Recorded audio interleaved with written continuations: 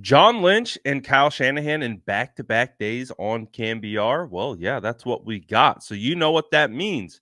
That means we got a ton of Brandon Aiyuk and Trent Williams questions. So when John Lynch joined CanBR on the morning show, man, you got a good amount of peppering of Brandon Aiyuk questions of just basically where things stand. Is there bad blood? Because we've heard all the rumors about how there's been contentious meetings and things being aired out and maybe not going so well. And obviously, the way this has all been playing out, it would indicate that there probably would be some bad blood between Brandon Aiyuk and the San Francisco 49ers and vice versa. So, John Lynch answered all of these questions, and honestly, some pretty solid questions directed in the direction of the 49ers general manager on KNBR. Take a listen to what he had to say about the top stories surrounding the San Francisco 49ers. Obviously, everybody in the world wants to know. It's August 16th. It's 8:03 in the morning.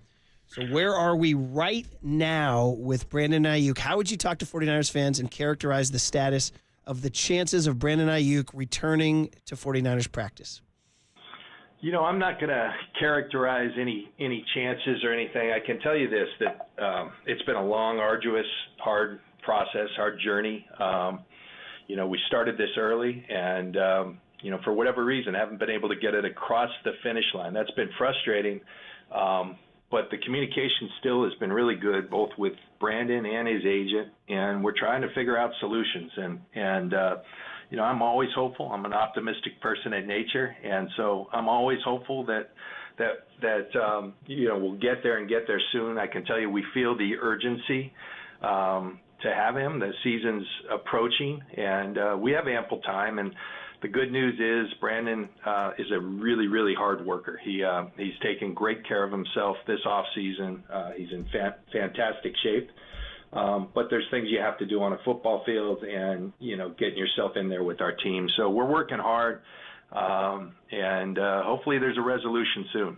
That's all I can share with everyone. I understand the angst of everyone. I understand there's been all kinds of stories and talk.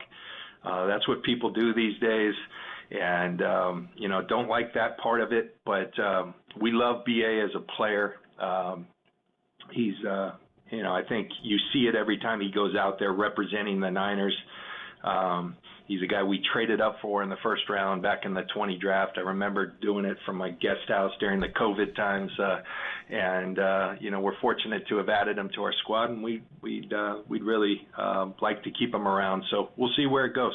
Yeah, and John, of course, the other question we have to ask is about Trent Williams. Are there any updates on the communication or his contract status? Well, ironically, Trent was that same weekend. I remember being in my backyard, Ron Rivera calling, and we had talked for some time about acquiring Trent and calling and saying we had a deal, and my face lightened up. So Trent's been away from us, but again, the communication's been good there. Hopefully we can work through things and get Trent back here. Trent's played for a long time, such a fantastic player, and a big part of our team, and he's a special player. So we're working hard on that as well, and hopefully Trent's back here soon enough to get back out here with the guys. I know he wants to. I know we want that, and hopefully we got good news on both fronts in the near future. John, you've always been so good about being honest with the media. So can you confirm that you have trades in place if Brandon says okay? No, that's the part. I think everybody's got to understand, and this is people's jobs to report. And like I said, when you're talking with multiple teams and things, there's a lot of stories out there, and I don't like that because families are involved, families of a lot of people, and so we're going to leave that business in-house as I think it should be, and we're going to stay consistent with that and respect that. Just cleaning up the Brandon questions before we move on. Is there bad blood?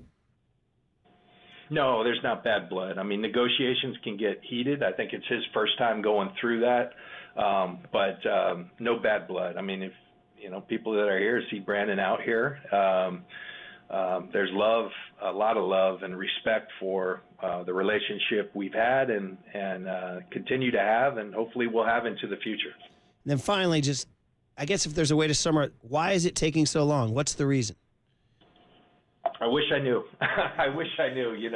As I said, we started early. It's consumed a lot of our time, my time. I don't like that it's taken this long, but it has. And you deal with the challenges that you're faced with. I can tell you one thing. Lots of times when I'm talking to other GMs around the league on a variety of situations, a lot of them will call and say, just pulling for you in that situation. I was in one last year or something like that. And one thing they always say is like, man, we'd love to have your problems. You got a lot of great players there. And I think that's kudos to this entire organization. Our talent acquisition has been really good. It's evidenced right here. We're talking about two guys we obtained on the same weekend. Trent via trade, Brandon via the draft. We've rewarded a lot of our own players, so things get more difficult when you've done that. A lot of these guys say, we'd love to have your issues, so sometimes some perspective helps out there, and know that there's challenges when you've rewarded this many people of fitting everything in. But these guys are huge parts of our team. We want them to be here, and hopefully we'll achieve that here soon. So, as to be expected, got a lot of general managers speak. Not going to divulge really any information, if at all possible. I think if anything you can take away is, John Lynch sounds like he's trying to smooth the situation over, at least from the public perception standpoint, because obviously I think we understand that things behind closed doors can be what they are, right? That's not for everyone to understand or know, even if there was bad blood. But if these two are going to come together and, strike a long-term contract and play with Brandon Aiyuk on the team for the next couple of years, you definitely want to start the process of kind of smoothing out the perception of what is happening between those guys. And I think that's what John Lynch just did is, by taking the high road, by, not divulging any of the situations that have been going on behind the closed doors, and, just being like, we're in a good place, hopeful, optimistic. Those are the types of words that John Lynch used when talking about both Brandon Aiyuk and Trent Williams. So the hope is that obviously this thing gets done sooner rather than later. I do like that John acknowledged how this is impacting a lot of people. It's impacting, I'm sure, people within the organization. It's impacting players. We saw the situation where Christian McCaffrey became under fire for saying former teammate. Like, it's impacting much more than just Brandon Aiyuk and the front office. It's affecting the fan base. It's affecting a lot of people. So I do at least appreciate that acknowledgement. But again, nothing really, definitive, as to be expected. But curious, did you catch something? Was anything that John Lynch said that stood out to you that maybe is an indication that things could be moving closer? Just curious. Let me know what you guys think about what he had to say in the comments below. And as always, make sure to like and subscribe for more updates.